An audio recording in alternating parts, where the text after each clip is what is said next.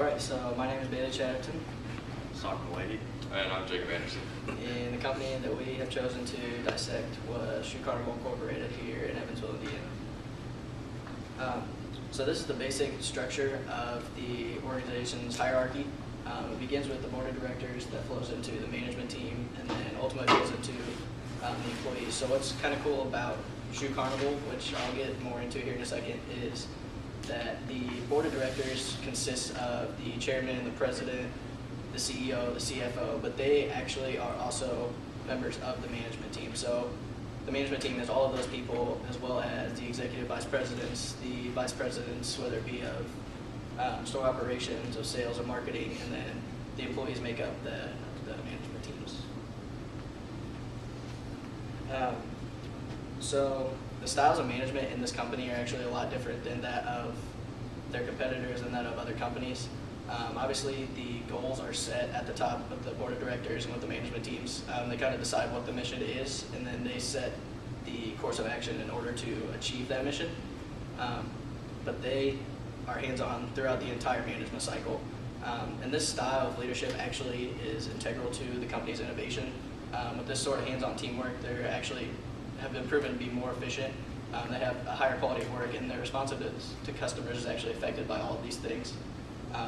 They're able to kind of see if they're hitting the target, completing the mission, and based on customer responses, they're able to adjust things or stay doing what it is that they're doing that's obviously working. So the style of leadership, as most of you guys know, that Shoe Carnival has adopted pretty recently is called servant leadership. As opposed to typical top-down leadership, servant leaders tend to have a stronger desire to serve and work for the benefit of their employees, as opposed to just kind of sitting at a desk and saying, this is what we need to do, here's the time frame, I need it done by then, I'm just gonna like sit here and watch you guys work on this. They care more about the well-being and how their employees are working on things, so they're always going to be asking themselves what is their best and highest role, and staying involved with their teams and checking up on their teams and doing anything that their team might need them to do to ultimately accomplish the mission. They, just as the company as an entirety cares about the needs and wants of the consumers, the management teams care about the needs and wants of their employees. On their decision-making, learning, creativity, and entrepreneurship, Shoe Carnival constantly tries to challenge the mold and think progressively for their company to try to make it not only better for them, but better for their customers as a whole. And another thing, they have concept ideas of creating smaller stores for smaller towns.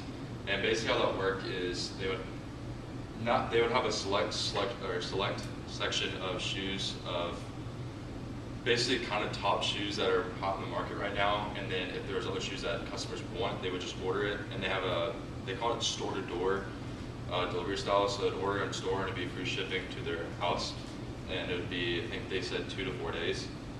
And then on their value chain management, basically how it works is turning inputs into outputs from product development, marketing function, materials management, production function, sales function, customer service, and then they'll loop that back to feedback, and then straight back to product development to better input, to make their inputs more efficient to get to their customers.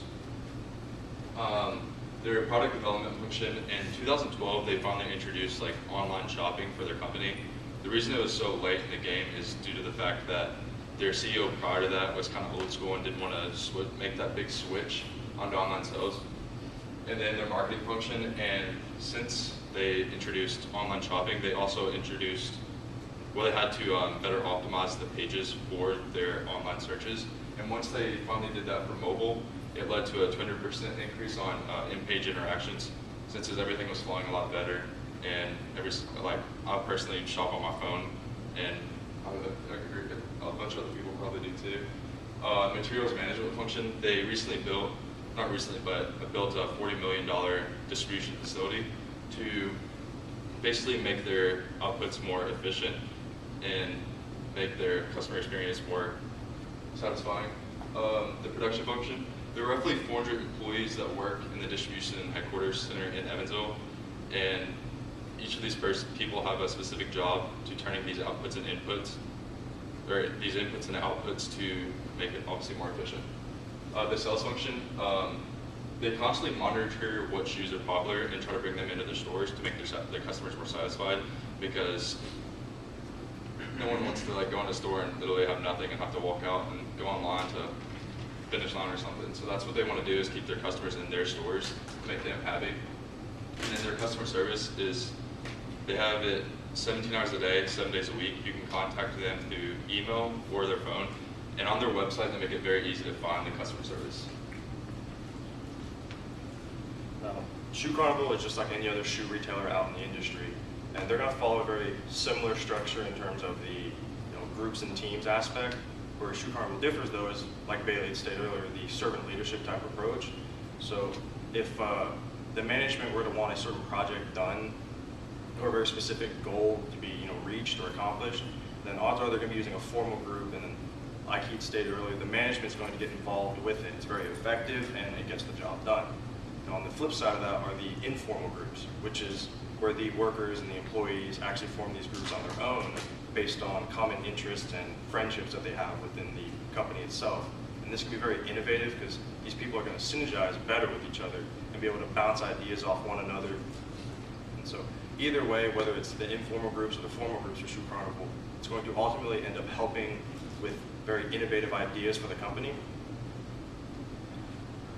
Now, some things that the company can actually do for themselves that are actually going to help them innovation-wise is by looking into either a SWOT analysis or the Porter 5 Forces.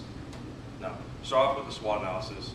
Some of the strengths that Shoe Carnival has are that they have an extremely strong supply chain for raw materials, which helps us so they can overcome any supply chain bottlenecks if they were to ever occur. Now, some other strengths that Shoe Carnival has is that they have a very strong community of dealers that both support and invest in Shoe Carnival itself and let the consumers know the benefits of having a Shoe Carnival product. Now, on the topic of the consumer, Shoe Carnival also has a very strong satisfaction rate, which is extremely good. Now, to move on to some of the weaknesses, though, that Shoe Carnival has are that their R&D is actually below the industry average, while their spending within R&D is actually above. So if they can end up fixing that or turning that around somehow, that'd be extremely ideal. Now, to move on to some of the opportunities that Shoe Carnival has, as Jacob had stated earlier, are the online sales and the online channel, because multiple people are going to more or less buy something online more than a face-to-face interaction at a brick-and-mortar store. It's just how it is. Lastly, for the SWOT analysis, moving on to the threats. This one's kind of a given. It's the competitors they have, any new technologies that they've created, or any new resources they're using within their products.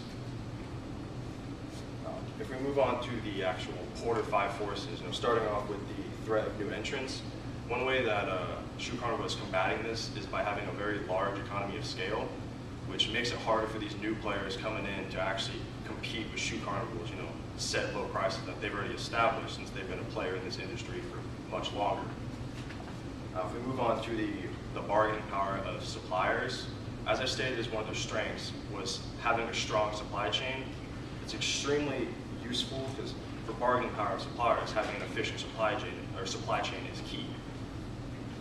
Moving on to the bargaining power of buyers, this one is extremely key to have a large base of consumers because you're able to streamline your sales and able to actually have more innovative products out in the market, which would keep these consumers you have more or less in-house and away from other competitors, and let them know that Shoe Carnivals are the best, or Shoe Carnival products are the best they can have.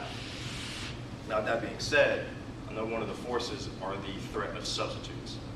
This comes down just to knowing what your consumer wants and zoning in and focusing on it and throwing out innovative products that they know they're going to want and pretty much need at this point. Now, lastly, is the rivalry among the competitors. This one, just like the threat of new entrants, the way that Shoe Carnival is combating this is by having a large economy of scale. It's just like the new players, it's the same with the competitors.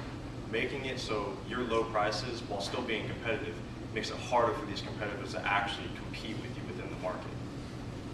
Some closing remarks I have about Shoe Carnival are that we know they're a very innovative company and that we believe that they're going to be doing extremely well moving forward. All right.